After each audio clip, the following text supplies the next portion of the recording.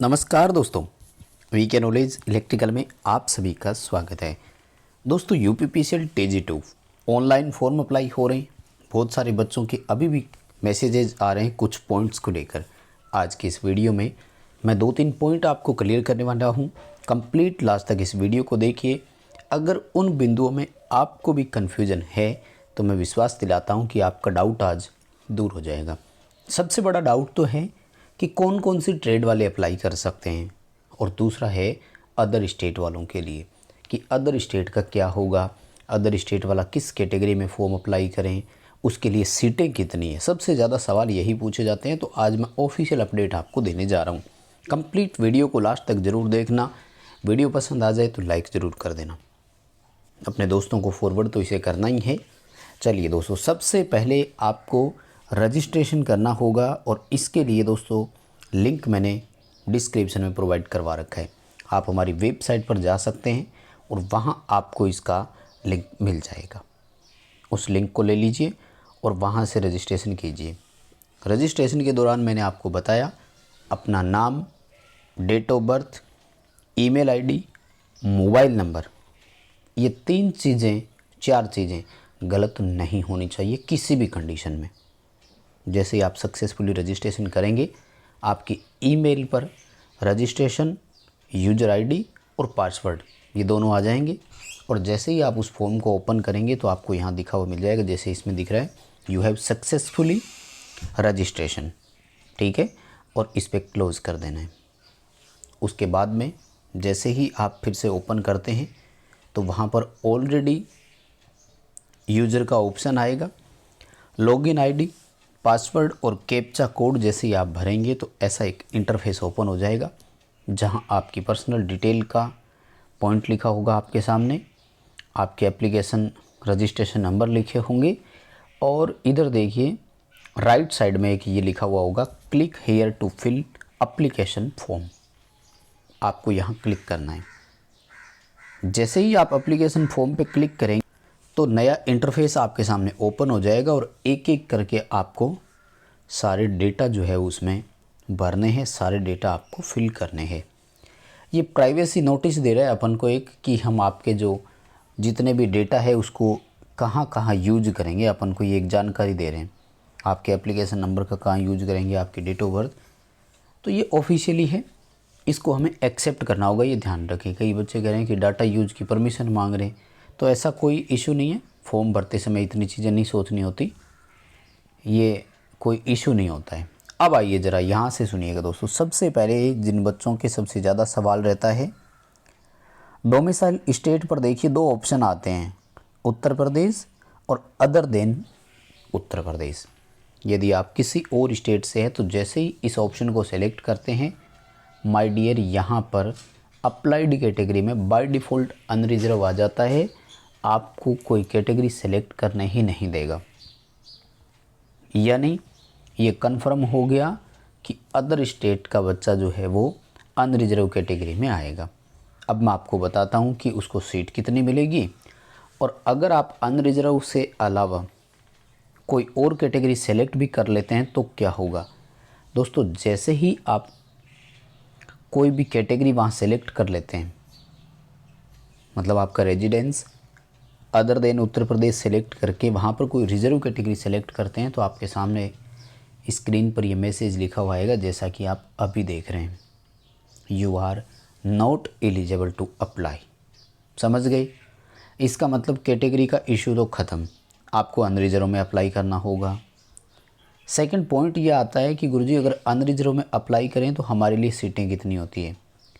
My dear, Hindi भाषी राज्य जितने भी होते हैं जिनमें अपनी कोई भाषा प्राथमिकता पर नहीं होती है, वहाँ अनरिजर्व की सीटें सभी के लिए ओपन होती है। समझ रहे हो? मैं हर वीडियो में बताता आया हूँ, आज फिर बता दूँ। यूपीपीसीएल TG2 में लगभग 357 सीटें अनरिजर्व की है, तो ये 357 सभी के लिए ओपन है। पूरे भारत में इन 357 सीटों पर कोई भी बच्चा कंपटीशन फाइट कर सकता है, कोई उसे रोकने वाला नहीं है। जो टॉप 357 होंगे वो अनरिजर्व कैटेगरी में काउंट होंगे, चाहे वो किसी भी स्टेट से क्यों ना हो, किसी भी कैटेगरी से क्यों ना हो। इवन यूपी से बिलोंग करने वाला कोई बच्चा अगर एससी कैटेगरी में है लेकिन टॉप स्कोरर रहता है तो वो भी अनरिजर्व में ही काउंट होगा, वहाँ की एससी की सीट सुरक्षित रहेगी। आप इन सीटों का मतलब समझिए, ये जनरल की सीटें नहीं हैं, ये अनरिजर्व सीटें हैं। इंग्लिश में अनरिजर्व को हिंदी में अनारक्षित बोलते हैं। अनारक्षित का मतलब है ये किसी के लिए सेव नहीं है, ये ओपन कंपटीशन के लिए है। जो टॉप स्कोरर होंगे वो बच्चे इसमें सेलेक्ट होंगे, हमेशा यही होता आया है सभी मेरिट के लिए। मैं आपको बता दूं, ध्यान से समझिएगा। अगर कोई बच्चा यूपी में मान लीजिए ईडब्ल्यूएस से बिलोंग करता है और वो भी रैंक में सेकंड नंबर पर आ जाता है तो उसे भी अनरिजर्व में ही काउंट किया जाएगा। अब कुछ बच्चे बोल रहे हैं कि ये गुरुजी 5% वाला क्या मसला है, तो भाई मेरे तो समझ में ये नहीं आ रहा, ये 5% डाटा आप लाए कहाँ से हो। 5% सीटों का मतलब होता है कि ये तो रिजर्वेशन हो गया एक तरह से, कि हम 5% तो बाहर वालों को लेंगे ही लेंगे, जबकि ऐसा कहीं नोटिफाई नहीं है। समझ रहे हैं? हाँ, कुछ बच्चे ये कह रहे हैं कि उनको 5% से ज़्यादा नहीं लेंगे, यानी 357 का 5% निकाल दो। इतने बच्चे अगर लेंगे तो इसका ऑफिशियल डेटा या ऑफिशियल नोटिफिकेशन किसी के पास नहीं है, मैं आपको बता दूं।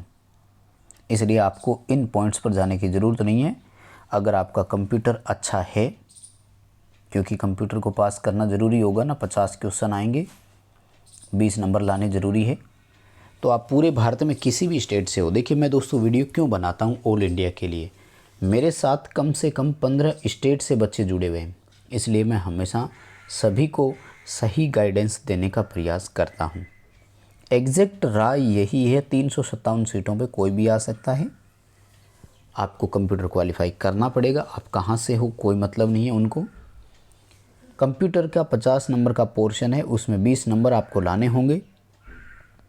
यदि आप 20 नंबर लाने में सक्षम है तो अप्लाई कर दीजिए, 357 सीटों के लिए आप कर सकते हैं। देखो दोस्तों, रिसेंटली डीआरडीओ की वैकेंसी चल रही है, लगभग 106 सीट टोटल है, जबकि यहाँ तो 357 आप सबके लिए पड़ी है। तो मैं चाहूँगा कि आप यहाँ अप्लाई करें तो ये ज़्यादा सही रहेगा आपके लिए, है ना। चलिए कोई बात नहीं, आगे देखो। कुछ बच्चे पूछ रहे थे कि गुरुजी अप्रेंटिसशिप का कॉलम आ रहा है और हमने अप्रेंटिसशिप किया हुआ भी है, तो माय डियर अगर कर रखा है तो यस ही करना है।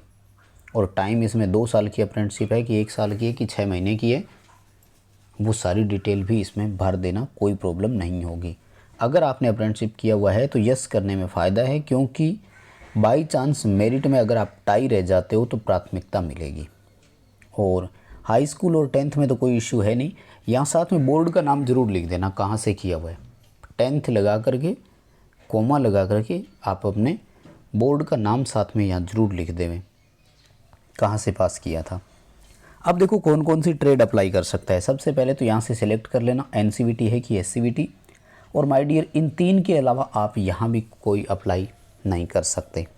इलेक्ट्रीशियन, इलेक्ट्रिकल और इलेक्ट्रिकल जो कौशल विकास योजना के तहत आपने करवाए, अगर आप यहाँ पर भी अदर को सिलेक्ट करते हैं ना तो आपका फॉर्म एक्सेप्ट नहीं होगा। सेम यही यहाँ पर भी लिखा हुआ आएगा, you are not eligible to apply. समझ गए? यानी केवल 3 ट्रेड वाले बच्चे फॉर्म भर सकते हैं, ऑल इंडिया से कोई भी भर सकते हैं। ये थे 2 बड़े अपडेट दोस्तों।